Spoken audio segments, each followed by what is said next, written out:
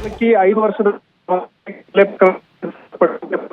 ಕಾರ್ಯಾಚರಣೆ ನಡೆಸಿದ್ದಾರೆ. ಏನು ಬಿಹಾರ ಮೂಲದ ಆರೋಪಿ ಮೇಲೆ ಆರೋಪಿನ ಒಂದು ಸಹ ಪರಿಶೀಲನೆಗೆ ಕರೆದೊಯ್ದಂತ ಸಂದರ್ಭದಲ್ಲಿ ಪೊಲೀಸರ ಮೇಲೆ ಅಟ್ಯಾಕ್ ಮಾಡಿದ್ದ. ಆ ಒಂದು ಪೊಲೀಸರ ಅಟ್ಯಾಕ್ ತಕ್ಷಣ 3 ಪೊಲೀಸರಿಗೆ ಗಾಯಗಳಾಗಿದೆ, 3 ಪೊಲೀಸ್ ಸಿಬ್ಬಂದಿಗೆ. ಈ ಹಿನ್ನೆಲೆಯಲ್ಲಿ ಮಾರಕಾಸ್ತ್ರಗಳಿಂದ ದಾಳಿ ಮಾಡಿದ ಹಿನ್ನೆಲೆಯಲ್ಲಿ ಪೊಲೀಸರು ಆತ್ಮರಕ್ಷಣೆಗಾಗಿ ಅವನ ಮೇಲೆ ಫೈರಿಂಗ್ ಮಾಡಿದ್ದಾರೆ. ಇಲ್ಲಿ ಪೊಲೀಸ್ ಫೈರಿಂಗ್ ನಲ್ಲಿ ಆತ ಸಾವನ್ನಪ್ಪಿದ್ದಾನೆ ಅನ್ನೋ ಮಾಹಿತಿ ಲಭ್ಯವಾಗಿದೆ. ಈಗ ಪೊಲೀಸ್ ಆಯುಕ್ತ ಎನ್ ಶಶಿಕುಮಾರ್ ಅವರು ಈಗ ಹುಬ್ಬಳ್ಳಿಯ ಕಿಮ್ಸ್ಗೆ ಭೇಟಿ ಕೊಟ್ಟಿದ್ದಾರೆ. ಈಗ ಕೊಲೆ ಆರೋಪಿ ಇದ್ದ ಅವನನ್ನು ಸಹ ಕಿಮ್ಸ್ಗೆ ತರಲಾಗಿದೆ. ಜೊತೆಗೆ ಗಾಯಾಳುಗಳಾದಂತಹ 3 ಪೊಲೀಸ್ ಸಿಬ್ಬಂದಿನೂ ಸಹ ಕಿಮ್ಸ್ಗೆ ದಾಖಲು ಮಾಡಲಾಗಿದೆ. ಅವರನ್ನು ಸಹ ಅವರ ಪರಿಶೀಲನೆ ಮಾಡಿದ್ದಾರೆ. ಜೊತೆಗೆ ಈಗೇನು ಸಾವನ್ನಪ್ಪಿದ್ದಾನ ಇಲ್ಲ ಅನ್ನೋದ್ರ ಬಗ್ಗೆ ವೈದ್ಯರು ಖಾತ್ರಿ ಮಾಡಬೇಕಾಗಿದೆ. ಒಟ್ಟು ಘಟನೆಯಲ್ಲಿ ಆಕ್ರೋಶ ವ್ಯಕ್ತವಾಗಿತ್ತು. 5 ವರ್ಷದ ಬಾಲಕಿಗೆ ಅತ್ಯಾಚಾರ ಮಾಡಿದ್ದವನ್ನ ಗಲ್ಲು ಶಿಕ್ಷೆ ಆಗ್ಬೇಕಂತೇಳಿ ಈ ಒಂದು ಆಕ್ರೋಶಕ್ಕೆ ಪೊಲೀಸರು ಮಾಡಿದ್ರ ಅನ್ನೋ ಒಂದು ಪ್ರಶ್ನೆ ಸಹ ಎದುರಾಗಿದೆ. ಒಟ್ಟಾರೆ ಘಟನೆ ನಡೆದಿತ್ತು, ಸಾಕಷ್ಟು ಆಕ್ರೋಶ ವ್ಯಕ್ತವಾಗಿತ್ತು. ಪೊಲೀಸರ ವಿರುದ್ಧನೂ ಸಹ ಆಕ್ರೋಶ ವ್ಯಕ್ತವಾಗಿತ್ತು. ಈ ಒಂದು ಘಟನೆ ಹಿನ್ನೆಲೆಯಲ್ಲಿ ಪೊಲೀಸರು ಇವಾಗ ಮಹತ್ವದ ಒಂದು ಕಾರ್ಯಾಚರಣೆ ಮಾಡಿದ್ದಾರೆ. ಬಿಹಾರ ಮೂಲದ ಆರೋಪಿ ಇದ್ದ ಅವನ ಮೇಲೆ ಎನ್ಕೌಂಟರ್ ಮಾಡಿದ್ದಾರೆ. ಈಗ ಅವನು ಸಾವನ್ನಪ್ಪಿದ್ದಾನೆ. ಹೀಗಾಗಿ ಒಂದು ರೀತಿಯಲ್ಲಿ ಮಹಿಳೆಯರು ಸಹ ಯಾರು ಪ್ರೊಟೆಸ್ಟ್ ಮಾಡಿದ್ರು ಅವ್ರಿಗೂ ಸಹ ಖುಷಿಯಾಗಿದೆ ಅಂತಾನೆ ಹೇಳ್ಬೋದು. ಒಟ್ಟಾರೆ ಈಗೇನು ಶಿವರಾಮ್, ಈತನನ್ನ ಅರೆಸ್ಟ್ ಮಾಡಿದಂತ ಸಂದರ್ಭದಲ್ಲಿ ಈತ ಗಾಂಜಾ ಸೇವನೆ ಮಾಡಿದ್ದ ಅನ್ನುವಂಥದ್ದನ್ನ ನೋಡಿದಂತ ಸ್ಥಳೀಯರು ಹೇಳಿದ್ರು. ಆ ಗಾಂಜಾ ಮತ್ನಲ್ಲೇ ಈತ ಪೊಲೀಸರ ಮೇಲೆ ಹಲ್ಲೆಗೆ ಮುಂದಾಗಿದ್ದ ಅಂತ. ಖಂಡಿತವಾಗಿ, ಯಾಕಂದ್ರೆ ಅವನು ಅರೆಸ್ಟ್ ಮಾಡಿದಂತ ಸಂದರ್ಭದಲ್ಲೂ ಸಹ ಗಾಂಜಾ ಮತ್ನಲ್ಲೇ ಇದ್ದ. ಜೊತೆಗೆ ಒಂದು ಸಾರ್ವಜನಿಕರು ಅವನೇನು ಹಿಡಿದಂತ ಸಂದರ್ಭದಲ್ಲೂ ಸಹ ಗಾಂಜಾ ಮತ್ನಲ್ಲೇ ಇದ್ದ. ಮತ್ತು ಅವನು ಪೊಲೀಸ್ ಎಂಕ್ವೈರಿ ಸಂದರ್ಭದಲ್ಲೂ ಸಹ ವಿಚಿತ್ರವಾಗಿ ವರ್ತನೆ ಮಾಡ್ತಾ ಇದ್ದ. ಅವನ ಹೆಸರು ಹೇಳಲಿಕ್ಕೂ ಸಹ ಹಿಂದೆ ಇದು ಮಾಡ್ತಾ ಇದ್ದ, ನಿರಾಕರಣೆ ಮಾಡ್ತಾ ಇದ್ದ. ಹೀಗೆ ಬೇರೆ ಬೇರೆ ಹಂತದಲ್ಲೂ ಸಹ ಅವನು ಒಂದ್ ರೀತಿಯಲ್ಲಿ ಒಂಥರ ಸೈಕೋ ರೀತಿಯಲ್ಲೇ ವರ್ತನೆ ಮಾಡ್ತಾ ಇದ್ದ. ಹೀಗಾಗಿ ಪೊಲೀಸರು ಸಹ ಅವನ್ನ ವಿಚಾರಣೆ ಮಾಡ್ತಾ ಇದ್ರು. ಮತ್ತು ಸ್ಥಳ ಪರಿಶೀಲನೆ ಮಾಡಕ್ ಹೋದಂತ ಸಂದರ್ಭದಲ್ಲಿ ಪೊಲೀಸರ ಮೇಲೆ ದಾಳಿ ಮಾಡಿದ್ದ. ಆ ಒಂದು ದಾಳಿಯ ನಂತರ ಪೊಲೀಸರು ಸಹ ಆತ್ಮರಕ್ಷಣೆಗಾಗಿ ಅವನ ಮೇಲೆ ದಾಳಿ ಮಾಡಿದ್ದಾರೆ. ಈಗ ಆ ಒಂದು ದಾಳಿಯಲ್ಲಿ ಎನ್ಕೌಂಟರ್ ಇದರಲ್ಲಿ ಅವನು ಸಾವನ್ನಪ್ಪಿದ ಒಂದು ಮಾಹಿತಿ ಲಭ್ಯವಾಗಿದೆ. ಅದು ಹೆಚ್ಚಿನ ಮಾಹಿತಿನ ಅಪ್ಡೇಟ್ ನ ಪೊಲೀಸ್ ಆಯುಕ್ತರು ಕೊಡೋರಿದ್ದಾರೆ. ಈಗೇನು ಪೊಲೀಸ್ ಆಯುಕ್ತ ಎನ್ ಶಶಿಕುಮಾರ್ ಅವರು ಕಿಮ್ಸ್ಗೆ ಭೇಟಿ ಕೊಟ್ಟಿದ್ದಾರೆ. ಕೆಲವೇ ಹೊತ್ತಲ್ಲಿ ಅದ್ರ ಬಗ್ಗೆ ಅಧಿಕೃತವಾಗಿ ಒಂದು ಮಾಹಿತಿ ಕೊಡೋರಿದ್ದಾರೆ. ಒಟ್ಟು ಈ ಘಟನೆ ನಡೆದಿತ್ತು, ಜನರ ಆಕ್ರೋಶ ಇತ್ತು. ಆ ಆಕ್ರೋಶಕ್ಕೆ ತಕ್ಕಂಗೆ ಪೊಲೀಸರು ಸಹ ಅವನಿಗೆ ಎನ್ಕೌಂಟರ್ ಮಾಡಿದಾರೆ ಅನ್ನೋ ಒಂದು ಮಾಹಿತಿ ಸದ್ಯಕ್ಕೆ ಲಭ್ಯವಾಗಿದೆ. ಓಕೆ ಶಿವರಾಮ್, ಈಗ ಮೊದಲಿಗೆ ಎಷ್ಟು ಪೊಲೀಸರಿಗೆ ಈತ ಹಲ್ಲೆ ಮಾಡಿದ್ದಾನೆ? ಯಾರಿಗಾದ್ರೂ ಏನಾದ್ರೂ ಆಗಿದೆಯಾ ಪೊಲೀಸ್ ಅಧಿಕಾರಿಗಳಿಗೆ? ಘಟನೆಯಲ್ಲಿ 3 ಪೊಲೀಸ್ ಸಿಬ್ಬಂದಿಗೆ ಗಾಯಗಳಾಗಿದ್ದಾವೆ. ಅವ್ರ ಮೇಲೆ ಕೆಲವೊಂದು ಮಾರಕಾಸ್ತ್ರಗಳಿಂದ ಹಲ್ಲೆ ಮಾಡಲಾಗಿದೆ. ಆ ಒಂದು ಹಲ್ಲೆ ಹಿನ್ನೆಲೆಯಲ್ಲಿ ಆತ ಆ ಒಂದು ಪೊಲೀಸರು ಸಹ ಆತ್ಮರಕ್ಷಣೆಗಾಗಿ ಗಾಳಿಯಲ್ಲಿ ಗುಂಡು ಹಾರಿಸಿದ್ರು ಮೊದಲು. ನಂತರ ಮತ್ತೆ ದಾಳಿ ಮುಂದುವರಿಸಿದಂತ ಸಂದರ್ಭದಲ್ಲಿ ಪೊಲೀಸರು ಅವನ ಮೇಲೆ ಎನ್ಕೌಂಟರ್ ಮಾಡಿದ್ದಾರೆ, ಫೈರಿಂಗ್ ಮಾಡಿದ್ದಾರೆ. ಫೈರಿಂಗ್ ನಲ್ಲಿ ಅವನು ಸಾವನ್ನಪ್ಪಿದ್ದಾನೆ ಅನ್ನೋದು ಮಾಹಿತಿ ಲಭ್ಯವಾಗಿದೆ. ಓಕೆ ಶಿವರಾಮ್, ಯಾವ ಆಯುಧ ಸಿಕ್ತು ಇವನಿಗೆ ಇಮಿಡಿಯೇಟ್ ಆಗಿ? ಅಲ್ಲಿ ಹೇಗೆ ಸಿಕ್ತು ಅನ್ನೋದು ಪ್ರಶ್ನೆ ಬರುತ್ತಲ್ವಾ? ಹೆಚ್ಚಿನ ಮಾಹಿತಿ ಪೊಲೀಸ್ ಆಯುಕ್ತರೇ ಕೊಡಬೇಕಾಗಿದೆ. ಯಾಕಂದ್ರೆ ಈಗೇನು ಪೊಲೀಸ್ ಆಯುಕ್ತರು ಸ್ಥಳ ಕಿಮ್ಸ್ಗೆ ಭೇಟಿ ಕೊಟ್ಟಿದ್ದಾರೆ. ಇಲ್ಲಿ ಅವರು ಅಧಿಕೃತವಾಗಿ ಅವನು ಯಾವ ಆಯುಧ ಹಿಡಿದಿದ್ದ, ಯಾವ ರೀತಿ ಹಲ್ಲೆ ಮಾಡ್ದ ಮತ್ತು ಏನೆಲ್ಲ ಆಯ್ತು ಅನ್ನೋದ್ರ ಬಗ್ಗೆ ಹೆಚ್ಚಿನ ಮಾಹಿತಿ ಅವರಿಂದ ಲಭ್ಯವಾಗಬೇಕಿದೆ. ಒಟ್ಟಾರೆ ಬೆಳಿಗ್ಗೆ ಕೊಲೆ ಆಗಿತ್ತು, ನಂತರ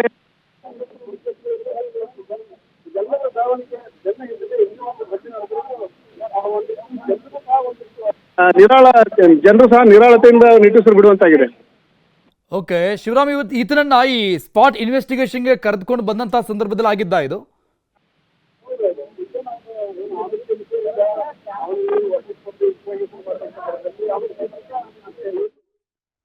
ಸಂಪರ್ಕ ಸಾಧ್ಯವಾಗಿಲ್ಲ, ಮತ್ತೆ ಸಂಪರ್ಕಿಸುವ ಪ್ರಯತ್ನವನ್ನ ಪಡ್ತೀವಿ. ಬಾಲಕಿಯನ್ನ ಕೊಂದಂತ ಪಾಪಿ ಎನ್ಕೌಂಟರ್ ಆಗಿದ್ದಾನೆ. ಈಗ ಪೊಲೀಸರ ಮೇಲೆ ಹಲ್ಲೆ ಮಾಡಿ ಎಸ್ಕೇಪ್ ಆಗ್ತಾ ಇದ್ದ.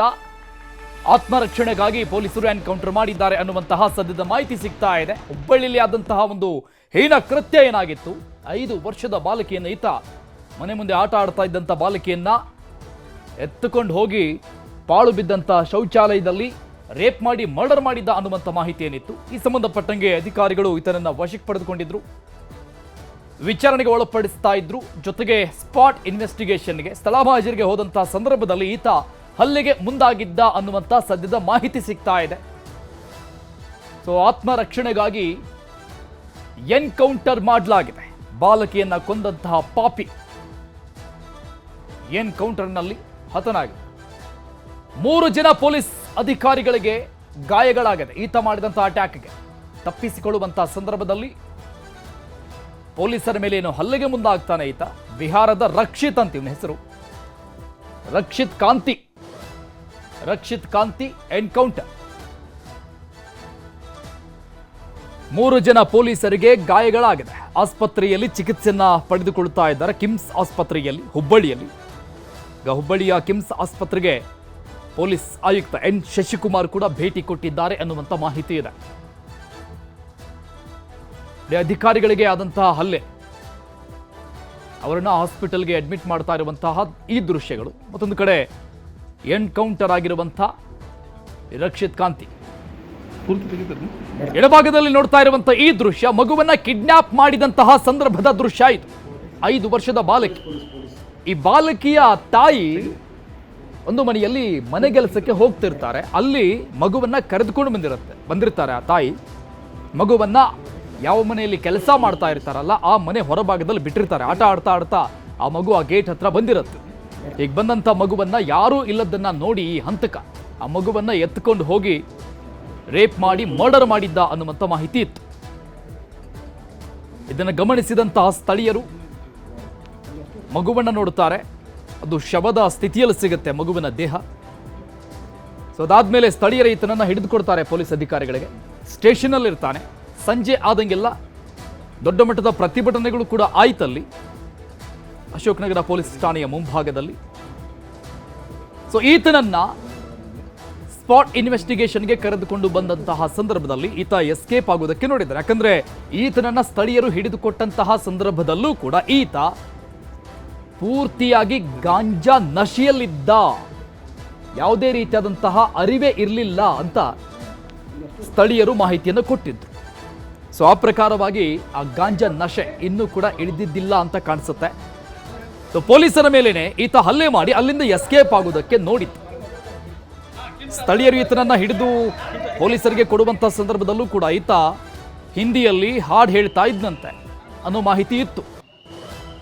ಸ್ಥಳೀಯರೇ ಕೊಟ್ಟಿದ್ರು ಆ ಮಾಹಿತಿಯನ್ನು. ಸೊ ಹಾಗಾಗಿ ಈತ ಎಷ್ಟರ ಮಟ್ಟಿಗೆ ಗಾಂಜಾ ಸೇವನೆ ಮಾಡಿದ್ದ ಅನ್ನೋದನ್ನ ಲೆಕ್ಕ ಹಾಕಬೇಕಾಗತ್ತೆ. ಜೊತೆಗೆ ಪೊಲೀಸರ ಮೇಲೆ ಹಲ್ಲೆಗೆ ಮುಂದಾಗ್ತಾನೆ ಅಂದ್ರೆ ಆತನ ಧೈರ್ಯ ಅಥವಾ ಆ ನಶೆಯ ಗುಂಗು, ಅದರಲ್ಲಿ ಪೊಲೀಸ್ ಅಧಿಕಾರಿಗಳ ಮೇಲೆ ಈತ ಹಲ್ಲೆ ಮಾಡೋದಕ್ಕೆ ಮುಂದಾಗ್ತಾನೆ, ಎಸ್ಕೇಪ್ ಆಗೋದಕ್ಕೆ. 3 ಜನ ಪೊಲೀಸರಿಗೆ ಗಾಯಗಳಾಗಿದೆ. ಅವರು ಕೂಡ ಕಿಮ್ಸ್ನಲ್ಲಿ ಚಿಕಿತ್ಸೆಯನ್ನು ಪಡೆದುಕೊಳ್ತಾ ಇದ್ದಾರೆ. ಸೊ ಆತ್ಮರಕ್ಷಣೆಗಾಗಿ ಎನ್ಕೌಂಟರ್ ಮಾಡಲಾಗಿದೆ.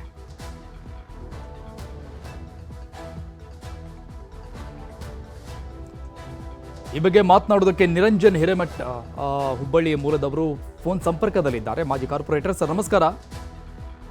ಸರ್ ನಮಸ್ತೆ ಸರ್.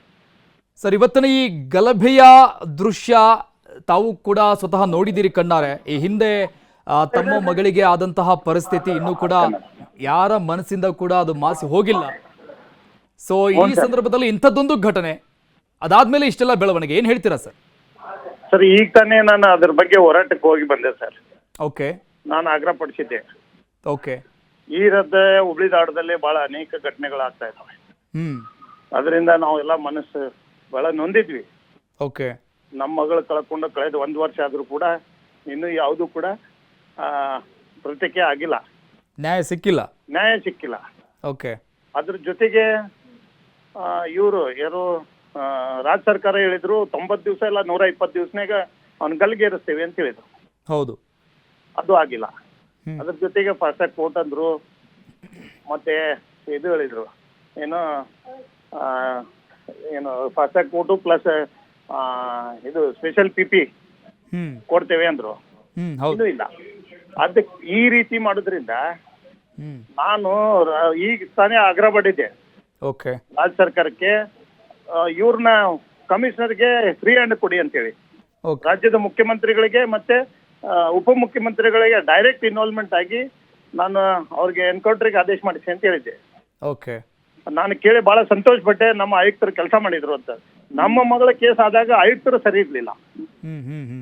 ಅವಾಗ ಯಾರ್ದೋ ಕಾಣದ ಕೈ ಕೆಲಸ ಮಾಡ್ಕೊಂಡು ಅವರು ಇದು ನಾನ್ IPS ಪ್ರಮೋಟೆಡ್ ಇವ್ರವ್ರು ಅವ್ರ ಕೈಯಾಗ ಆಗಿದ್ದ ಘಟನೆ ಅದು ನಾವು ಇದ್ದಾಗ, ನಮ್ಮ ಮಗಳಿದ್ದಾಗ. ಓಕೆ. ಅದಕ್ಕೆ ನಾವು ಅವಾಗೇ ಅನ್ಕೊಂಡ್ವಿ ಇದೆಲ್ಲ ಷಡ್ಯಂತ್ರ ಇದೆ ಅಂತ.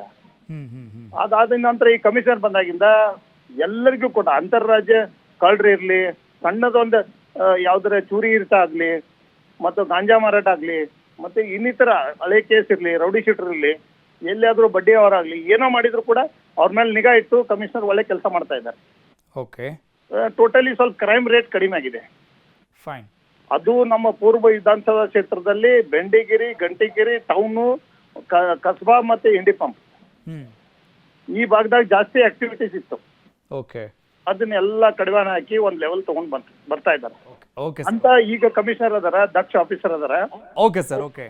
Thank you sir, thank you. News 18 ಜೊತೆ ಮಾತನಾಡೋದಕ್ಕೆ, ಸ್ವತಃ ಮಾತನಾಡೋದಕ್ಕೆ ಉಸ್ತುವಾರಿ ಸಚಿವರು ಸಂತೋಷ್ ಲಾಡ್ ಅವರಿದ್ದಾರೆ. ಸರ್ ನಮಸ್ಕಾರ. ನಮಸ್ಕಾರ, ಹೇಳಿ ಸರ್. ಹುಬ್ಬಳ್ಳಿಲಿ ಇಂಥದ್ದೊಂದು ಘಟನೆ ತಮ್ಮ ಗಮನಕ್ಕೆ ಬಂದಿರುತ್ತೆ ಈಗಾಗಲೇ. ಈಗ ಆ ವ್ಯಕ್ತಿಯ ಎನ್ಕೌಂಟರ್ ಕೂಡ ಆಗಿರೋದು, ಈ ಬಗ್ಗೆ ಏನಾದ್ರು ಗೊತ್ತಾಯ್ತೆ ಸರ್ ತಮಗೆ? ಇಲ್ಲ, ನನಗೆ ಬಂದಿರತಕ್ಕಂತ ಮಾಹಿತಿಯಲ್ಲಿ ಅದೇ ಅವನಿಗೆ ಯಾವಾಗ ಅರೆಸ್ಟ್ ಮಾಡ್ಲಿಕ್ಕೆ ಹೋದ್ರು ಆ ಸಂದರ್ಭದಲ್ಲಿ ಅವನು ಪೊಲೀಸ್ ಮೇಲೆ ದಾಳಿ ಮಾಡತಕ್ಕಂತ ಸಂದರ್ಭದಲ್ಲಿ ಅವನ ಮೇಲೆ ಎನ್ಕೌಂಟರ್ ಆಗಿದೆ. ಹೌದು. And I am really proud of what police have done. So I stand by them. ಇಂಥ ಒಂದು ಸಂದರ್ಭದಲ್ಲಿ ಇಂಥ ಒಂದು ಕಲಪ್ರಿಟಿಗೆ ಅವನು ಪೊಲೀಸ್ ಮೇಲೆ ದಾಳಿ ಮಾಡಿದಕ್ಕೆ ಇದು ಆಗಿರ್ತಕ್ಕಂಥದ್ದು ಅಂತ ನನಗಿರ್ತಕ್ಕಂಥ ಮಾಹಿತಿ. If it is so then it's very correct. But ಒಂದು ಆರೋಪ ತುಂಬಾ ಗಂಭೀರವಾಗಿ ಕೇಳಿ ಬರ್ತಾ ಇದೆ ಸರ್. ಯಾಕಂದ್ರೆ ತಾವು ಉಸ್ತುವಾರಿ ಸಚಿವರು ಅಲ್ಲೇನೆ, ಹುಬ್ಬಳ್ಳಿ ಧಾರವಾಡದಲ್ಲಿ ಈ ರೀತಿಯಾಗಿ ಕ್ರೈಮ್ ರೇಟ್ ಸಿಕ್ಕಾಪಟ್ಟೆ ಜಾಸ್ತಿ ಆಗ್ತಾ ಇದೆ. ನೇಹಾ ಮರ್ಡರ್ ಆದ್ಮೇಲೂ ಕೂಡ ಈ ರೀತಿಯಾದಂಥ ಪ್ರಕರಣಗಳು ಆಗ್ತಾನೆ ಇದೆ. ಯಾಕೆ ಕಡಿವಾಣ ಬೀಳ್ತಾ ಇಲ್ಲ? ಏನಾಗ್ಬಿಡ್ತು ಕಾನೂನು ಸುವ್ಯವಸ್ಥೆ ಅಂತ? ಈಗ ನೀವು ಕೇಳಿರ್ತಕ್ಕಂಥ ಪ್ರಶ್ನೆಗೆ ಉತ್ತರ ಕೊಟ್ಟಿದ್ದೀನಿ. ಇದು ಸೋಷಿಯಲ್ ಇಶ್ಯೂಸ್ ಇದೆ. ಈ ತರ ಅವನ ಸೈಕೋಪ್ಯಾಥ್ ಇದ್ದಂಗೆ ಇರ್ಬೇಕು. ಅವನು is not a normal guy. I think ನನಗಿರ್ತಕ್ಕಂಥ ಇನ್ಫಾರ್ಮೇಶನ್ ಇಸ್ ಫ್ರಮ್ ಬಿಹಾರ್ ಅಂತ ಇದೆ. ಸೊ ನಾನು ಅದ್ರ ಬಗ್ಗೆ ಜಾಸ್ತಿ ನಾನು ಮಾತನಾಡಕ್ ಹೋಗೋದಿಲ್ಲ. ಬಟ್ ಅದು ಎನ್ಕೌಂಟರ್ ಆಗಿರ್ತಕ್ಕಂಥ ವಿಷಯದಲ್ಲಿ ಅವನು ಪೊಲೀಸರ ಮೇಲೆ ದಾಳಿ ಮಾಡಿ ಪೊಲೀಸರಿಗೆ ತೊಂದರೆ ಮಾಡ್ಲಿಕ್ಕೆ ಹೋಗಿರ್ತಕ್ಕಂಥ ಸಂದರ್ಭದಲ್ಲಿ ಎನ್ಕೌಂಟರ್ ಆಗಿರ್ತಕ್ಕಂಥ ಮಾಹಿತಿ ಇದೆ, ಅಷ್ಟೇ ನಾನು ಹೇಳ್ಬೋದು. ಓಕೆ. Okay sir. 3 ಜನರ ಮೇಲೆ ಅಟ್ಯಾಕ್ ಮಾಡಿದ್ನಂತೆ. ಅವ್ರ ಬಗ್ಗೆ, ಅವರ ಆರೋಗ್ಯದ ಬಗ್ಗೆ ಏನಾದ್ರು ಮಾಹಿತಿ ತೆಗೆದುಕೊಂಡು? ಇಲ್ಲ, ಮಾಹಿತಿ ಇಲ್ಲ. ನಾಳೆ ಹೋಗ್ತಾ ಇದೀನಿ ನಾನು ಪರ್ಸನಲ್ ಆಗಿ. I will visit and get back to. Sir, Hubballi ಭಾಗದಲ್ಲಿ ಇತ್ತೀಚೆಗೆ ಗಾಂಜಾ ಮಾರಾಟ, ಗಾಂಜಾ ವ್ಯಸನಿ, ಸೊ ಈ ತರದ್ದು ತುಂಬಾ ಕೇಳಿ ಬರ್ತಾ ಇದೆ. ಯಾಕೆ ಕಡಿವಾಣ ಹಾಕೋಕ್ ಆಗ್ತಿಲ್ಲ ಅಂತ? ಗಾಂಜಾ ಅಂತಕ್ಕಂಥದ್ದು ನನಗೆ ಸಪೋರ್ಟ್. ನಾನು ಯಾಕಂದ್ರೆ ಹಿಂದೆ ಈ ಬಡ್ಡಿ ವ್ಯವಹಾರದ ಸಂದರ್ಭದಲ್ಲೂ ಕೂಡ ಗಾಂಜಾ ಸೇವನೆ ಮಾಡಿದಂಥವ್ರದೇ ಸಿಕ್ಕಾಪಟ್ಟೆ ಕೇಸ್ಗಳಾಗಿತ್ತು. ಅಲ್ಲ, ಇದೇನಾಗದ್ ಗೊತ್ತಾ, ನೀವು ಇಶ್ಯೂ ಬಂದಾಗಷ್ಟೇ, ನಾನು ತಪ್ಸಲ್ಕಬೇಡಿ, ಇಶ್ಯೂ ಬಂದಾಗಷ್ಟೇ ಮಾತಾಡಿಟ್ಬಿಡ್ತೀರಿ. ಇದು ಪೂರಾ ಮೀಡಿಯಾದವ್ರಿಗೆ ಇಶ್ಯೂ ಪ್ಯಾರೆಂಟ್ ತಗೋಬೇಕು. ಯಾಕಂದ್ರೆ ಗಾಂಜಾ ಅಂತಕ್ಕಂಥದ್ದು ಬರೀ ಕರ್ನಾಟಕ, ಹುಬ್ಬಳ್ಳಿ ಸೀಮಿತ ಅಲ್ಲ, ಇಡೀ ಆಲ್ ಓವರ್ ಇಂಡಿಯಾ ಇದೆ. ಇದೆಲ್ಲೋ ಒಂದ್ ಜಾಗದಲ್ಲಿ ಕಡಿವಾಣ ಆಗ್ಬೇಕು. ಮುಂದಲ್ ಫ್ಯೂಚರ್ ಯಂಗ್ಸ್ಟರ್ಸ್ ನಾವು ನೋಡ್ತಾ ಇದ್ರೆ ಇದು ಬಹಳ ಮಾರ್ಕವಾಗಿರ್ತಕ್ಕಂಥ ಈ ದೇಶದಲ್ಲಿ ಇದೆ. ಸೊ ಲಕ್ಷ ಕೋಟಿಗೂ ಹೆಚ್ಚು ಗಾಂಜಾ ಈ ದೇಶದಲ್ಲಿ ಸಿಗ್ತಾನೆ ಇದೆ. ಇದು ಸಮರ್ಪಕವಾಗಿ ಕೇಂದ್ರ ಸರ್ಕಾರ, ಎಲ್ಲ ಸರ್ಕಾರಗಳು ಇದನ್ನೆಲ್ಲವರಿಗೆ ಒಂದು ಕಡಿವಾಣ ಹಾಕ್ಲಿ ಅಂತಂದ್ರೆ ಮುಂದೆ ನಮ್ಮ ಫ್ಯೂಚರ್ ಯಂಗರ್ ಜನರೇಷನ್ ಬಹಳ ತೊಂದರೆ ಇದೆ ಅಂತ ಈ ಸಂದರ್ಭ ಕೇಳಲಿಕ್ಕೆ ಇಚ್ಛೆ ಬಯಸ್ತೀನಿ. Yes, fine sir. ಅಂದ್ರೆ ಈ ಘಟನೆ ಆಗೋದಕ್ಕೂ ಈ ಗಾಂಜಾನೇ ರೀಸನ್ ಅಂತ ಅಲ್ಲಿನ ಸ್ಥಳೀಯರು ಪ್ರತಿಭಟನೆ ಮಾಡುವಾಗ ಹೇಳ್ತಾ ಇದ್ರು ಸರ್. ಯಾಕಂದ್ರೆ ಅಲ್ಲ, ಗಾಂಜಾ ಅಂತ ಇಶ್ಯೂ ಇದ್ರ ಕೂಡ ದೊಡ್ಡ ಸಮಸ್ಯೆ ಇದೆ, ಜನರಲ್ ಹೇಳಿರ್ತಕ್ಕಂಥದ್ದು. ಓಕೆ. ತಾವು ಹೋಗ್ತಾ ಇದ್ರಿ ಸರ್ ಈಗ ಹಾಸ್ಪಿಟಲ್ ಕಡೆ, ಕಿಮ್ಸ್ ಕಡೆ? ಇಲ್ಲ, ನಾನು ಇಲ್ಲಿ ಬೆಂಗಳೂರಿಗೆ ನಾಳೆ ಬೆಳಿಗ್ಗೆ ಹೋಗ್ತಾ ಇದ್ದೇನೆ. ಹೌದಾ? Okay sir. Okay, thank you sir. Thank you ಜೊತೆ ಮಾತನಾಡಿದ್ದಕ್ಕೆ.